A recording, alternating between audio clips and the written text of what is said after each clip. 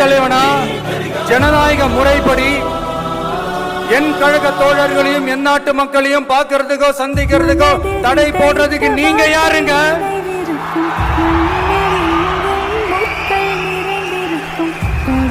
தடையை மீறிய மக்களை பார்க்கணும்னு முடிவு பண்ணிட்டா போயே தீருவேன். சட்டத்தை மதிக்கணும்ன்ற ஒரே காரணத்துக்காக தான் அமைதியா இருக்கிறேன். நேத்து வந்தவெல்லாம் முதலமைச்சர் ஆகணும்னு கனவு காண்றான்னு சொல்றீங்க. அது நடக்கவே நடக்காதுன்னு சொல்றீங்க. அப்புறம் எங்க எந்த கட்சிக்கும் இல்லாத நெருக்கடியை தமிழக வெற்றி கழகத்துக்கு மட்டும் போட்டுக்கிட்டே இருக்கிறீங்க.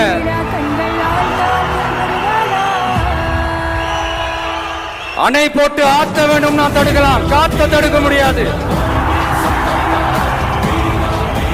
அதையும் மீறி தடுக்கணும்னு நினைச்சீங்கன்னா சாதாரணமா இருக்கிற காத்து சூறாவளி